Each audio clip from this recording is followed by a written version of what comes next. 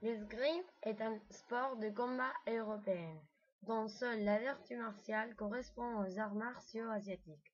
Il s'agit de l'art de toucher un adversaire avec la pointe ou le tranchant, stock de taille, d'une arme blanche, sur les parties valables sans être touché. On utilise 3 types d'armes, l'épée, les sabres et les fleurets. Ces 3 armes sont mixtes, épée féminin et masculin, fleuret féminin et masculin et sabre féminin et masculin. Les épreuves sont individuelles ou par équipe. Elles sont donc au nombre de 12. L'escrime est l'un des très rares sports où le français est la langue officielle. Chaque pays utilise sa langue pour les compétitions nationales, mais dès que la compétition devient internationale, le français est obligatoire pour l'arbitrage. En gare, prêt, aller, halte, l'arbitre disposant plus d'un code de signes pour expliquer chaque phrase d'art. Aujourd'hui, l'escrime handisport est une escrime à part entière qui s'adapte bien à sa pratique en fauteuil roulant. Les échanges sont très rapides et les règlements sont proches de l'escrime traditionnelle. La technique fondamentale reste la même, mais des règles particulières sont appliquées. De plus en plus d'entraînements communs entre handicaps et valides sont organisés. De plus en plus de compétitions ont lieu en commun sur un même site, permettant ainsi d'intégrer de façon plus concrète les sportifs handicapés à la communauté des escrimeurs. Il existe des compétitions handisport au niveau national et international. On peut trouver un caractère sportif de l'escrime ou bien l'escrime artistique. Si l'on considère l'escrime comme l'art de manière des armes de poing, son histoire commence à l'aube de l'humanité. Dès l'Antiquité, les témoignages de combats à l'arme blanche sont nombreux, à l'instar des bas-reliefs égyptiens du temple Ramsès III à Médine Abou. La conception moderne de l'escrime apparaît en même temps que l'arme à feu. Jusque-là, les techniques devaient s'adapter aux protections qui portait l'adversaire et notamment la cotte de maille ou l'armure. Avec l'apparition de la poudre, la course en avant entre l'outil offensif, l'épée, et la protection, l'armure, perd sa raison d'être. L'arme à feu rend caduque l'armure, et même dangereux car ralentissant les mouvements de la cible. L'épée devient alors plus fine et plus légère. L'histoire de l'escrime peut être partagée en 2 étapes. La première est la marque d'un glissement progressif de l'activité guerrière vers une forme d'art martial, où le beau geste de l'élégance morale l'emportant. La deuxième est un nouveau glissement, plus rapide celui-là, entre l'art martial et la pratique sportive contemporaine. Les 3 arts se pratiquent suivant des conventions qui leur sont propres. Les grandes différences sont la surface valable, la manière de toucher l'adversaire et la forme et le poids de l'arme. Les règles de priorité d'attaque divergent également.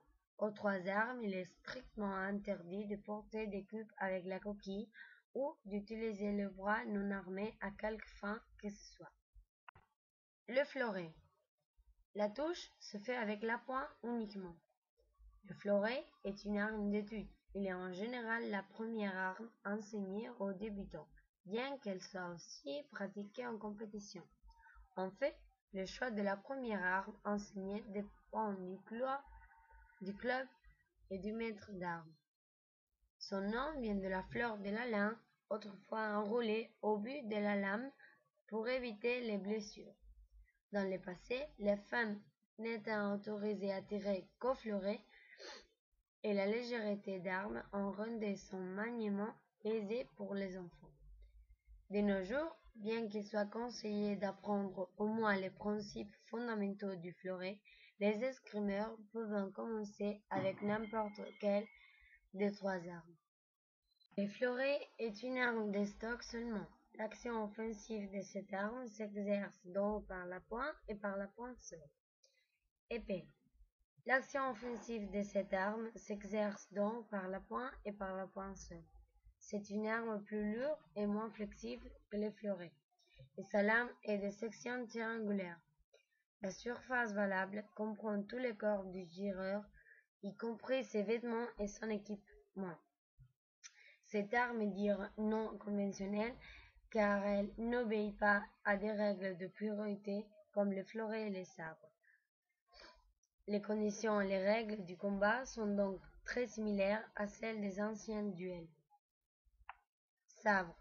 Le sabre est une arme d'estoc, de taille, coupe portée avec le tranchant de la lame et de contre-taille, coupe portée avec les dos de la lame. Les coupes du plat de la lame sont aussi valables. C'est une arme conventionnelle comme le fleuret. Le sabre répond aux mêmes règles d'engagement convention que le fleuret, donnant la priorité à l'attaquant et même légèreté. En cas de toucher simultané, l'arbitre décide d'accorder la priorité à un des deux tireurs ou à aucun des deux. Cette priorité dépend de la phase d'arme et des conventions du sabre. La surface valable pour le sabre est tout ce qui se trouve au-dessus de la taille, à l'exception des deux mains, car cette arme nous vient de la cavalerie, et qu'il était dans ce cas très difficile de toucher en dessous de la taille. Au sabre, comme au fleuret, il est strictement interdit de substituer une surface valable par une surface non valable.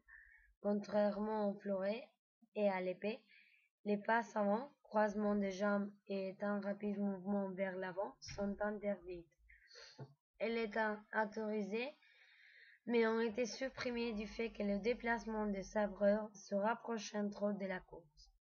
Le sabre est une arme dont les assauts sont très difficiles à suivre par les néophytes. La priorité donnée à l'attaque associée à la relative facilité pour toucher son adversaire rendant les combats très rapides. Une piste d'escrime mesure 14 mètres de long sur 1,5 à 2 mètres de large. Elle est marquée par des lignes perpendiculaires en divers endroits.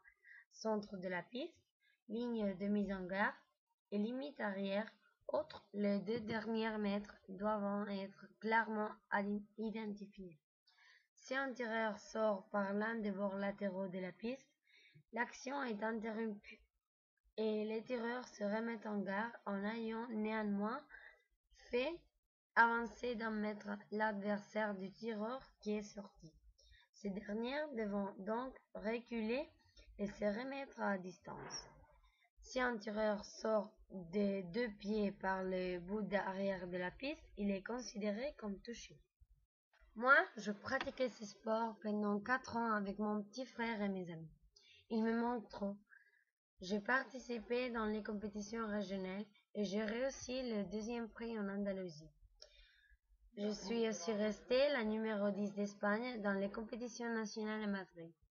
Les valeurs qu'on apprend avec ce sport sont très importantes. Philosophiquement, le respect de l'autre et le courage sont des valeurs primordiales de l'escrime. Les tireurs se saluent avant de l'assaut, et puis une fois l'assaut terminé, ils se remercient l'un l'autre et se serrent la main avant de se quitter. D'ailleurs, si l'un des tireurs ne respecte pas cette règle, jette son masque, ne salue pas son adversaire, il risque une exclusion pour toute la saison. Intellectuellement, la maîtrise de soi est également à la base de ce sport. Lors d'un assaut, des qualités d'anticipation, d'élaboration d'un projet tactique de précision sont sollicitées en permanence.